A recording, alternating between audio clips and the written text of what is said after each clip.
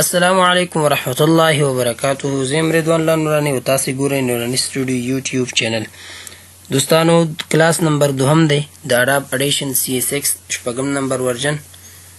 ان شاء الله العزیز په دې کلاس کې به چې څنګه کولای شو موږ خپل اډاب اډیشن ته مایک وصل کو. زیاتره ملګرو ته مشکلات راغلي دي او مشکلات ورته راځي مخې ته. ان شاء الله دی به مخته دغه ویډیو کتلی وي. ان شاء الله دا مشکلات به ورته مخته نه راځي. یو څه مشکلات راغلي هغه ملګرو ما ته عکسونه لیږلي دي، هغه زه تاسو ته شو کوم. نو دوستانو دغه مشکلات تاسو کتلی شئ. د یو مشکل دا و کتلی شئ تاسې دغه مشکل د څه مشکل دی. دا انشاءالله په دې ویډیو کې هم د دې ډسکس کوم. چون دا د دې ویډیو مطابق نه راځي، خو خیر به هر حال هغه د ورور پوښتنه ده، زه به انشاءالله دې کې تشریح کړم. ورور دا مشکل و چې دا زما مایک نه وصلیږي، وجه څه ده. نو انشاءالله العزیز نن به ټول په همدې باندې خبره کوو او کلاس نمبر 2 دی. نو دغه د دې پوښتنې د حل لپاره انشاءالله العزیز موږ حل لاره ویستې د وین د بل ورور دواړه مغه یو مشکل دی. نو راځو له خیر سره اډاب اډیشن C6 ته. اډاب اډیشن C6 د راخلاصېدو په حال کې دی. کله چې راخلاص شي دغه ایډیټ منو ته چې راغی لاندې دغه وینډو چې کله تاسو راخلاص شي په دې اخر کې ویني پریفرنسي ورته لیکلې ده. نو جنرال که وهئ د جنرال شارټکټ چې دی کنټرول شفټ کې دی، نو ډایرکټ تاسو ته راړئ.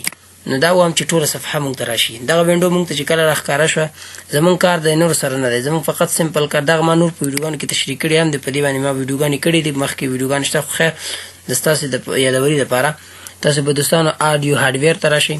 آډیو هارډویر ته چې کله راغلی نو تاسو ته دغه وینډو شو کېږي. په دې کې کور تاسو لیکلي ډیوایس کلاس. ډیوایس کلاس کې چې دی که چیرې تاسو سره کوم ساوند کارډ وصل وي، نو بیا تاسې د دې نه راتلی شئ، SO استفاده کولی شئ. SO کې چې بیا دغه ته تاسو ته ټول هغه ډرایور چې کوم تاسې انسټال کړي وي ټول یې درته راځي. نو اوس فلحال موږ خو دې نه ځکه استفاده نه کوو، زموږ چون ریکارډ روان دی. نو که چیرې زه دا ووایم نو زما ریکارډ قطع کېږي، د هغې نه تاسو خپل یو پرې امتحان کوئ، SO به وهئ. کله چې تاسو SO وهله دلته به راشئ، دغه ډیفالټ انپوټ ریکارډ کېږي، نو دغه ته ویل کېږي انپوټ ډیفالټ.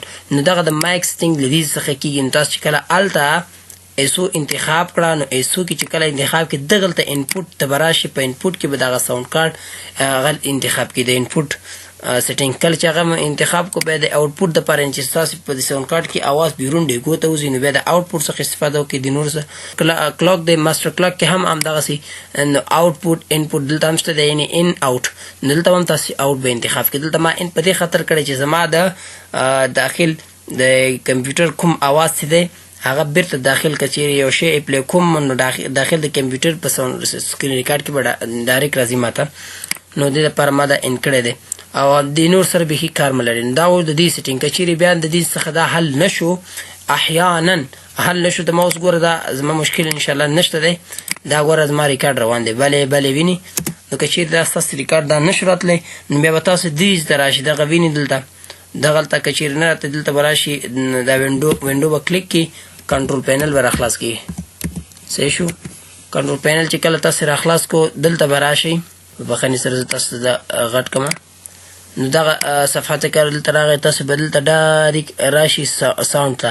ساوند به تاسې په ځان لپاره پیدا کړي. دا ساوند ویني، دې باندې به تاسو سمپل کلیک کړئ. چې کله تاسو ساوند باندې کلیک نو دلته به ستاسې هغه اواز چې بیرون ته وځي، یعنې پلی فیډبیک چې کوم پلی بیک چې دی، کوم اواز چې بیرون ته ستاسې وځي، یعنې تاسو پې کوم اواز نظم اورئ، هغه دلته به تاسو سره تایید سلیکټ وي. نو ریکارډینګ ته به راشي. دویمه ریکارډینګ ته چې کله راغی، نو دلته به راشي، په دې به داسې کلیک کړي، پراپرټیز باندې به کلیک کړي، دې ته به راشي لیول ته او د دې بوس په صحیح برابر کړي.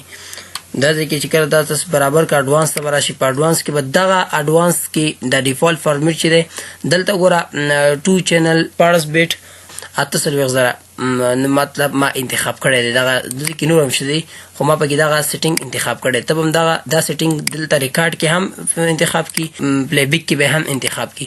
دغه ترتیب باندې دلته اډوانس ته راشي. دا ګوره دلته دواړه یو شي، دغه ترتیب باندې به تاسې ځان ته برابر کوئ. دغه مشکل سره مخ دی. دغه مشکل سره اوس زه هم مخ کېږم. ګورئ ورته دوستانو دغه ما ته چا اډیو لیږلې ده، دلته چې زه واچوم ګوره دغه سمپل دغه مشکل ما ته هم راغی. ویني نو وجه څه ده؟ وجه دا ده کله چې تاسو په موبایل کې ریکارډ وکئ او کمپیوټر ته ډایرکټ اچوئ، هغه MP3 نه وي، هغه MP4 کې وي. دغه وین تاسو کتلی شئ دغه MP3 کې نه دی MP4 کې دی دا باید تاسو MP3 ته وایي یا VAW ته واړوئ WAV ته واړوئ نو ګورئ دا دوستانو دا اوس زه څنګه اړوم دې دپاره به تاسو یو پروګرام راخلاصوئ چې هغه ما سره خپله فارمټ فکټري استفاده کوم د دې څخه استفاده کوم بهترین پروګرام دی نو دلته زه راشم دا دلته واچوم ګوره دلته ما ته ډایرکټ د اډیو هغه شو کوي نو ګوره اول کې MP3 ده زه MP3 انتخابوم د اخر ته راشم all to WAV دا به انتخاب کوي والا دا چې کله تاسو انتخاب کو نو دا به دلته واوړي چې کله دا واوړېده ګوره دوستانو که چیرې ستاسې د اډیو نوم په پښتو کې وي یا د پښتو په حساب کې وي ګوره دا هېڅ کله مخته نه ځي نو دلته به د سټارټ ووایي چې کله سټارټ تاسې ووهلو نو دلته به دا تاسو ته راشي نو اوس څنګه دلته واچوم ګوره هغه مشکل ما ته رانغی او ډایرکټ اډیو ما ته دغه دی راغله خپله اډیو دغسې ترتیب ته داخلولی شي په اډاب اډیشن C6 یا نور وینیور کوم پروګرامونه چې دي دغه مشکل سره مخ کېږي د اډیو په سافټویر کې دغه مشکل سره مخ کېږي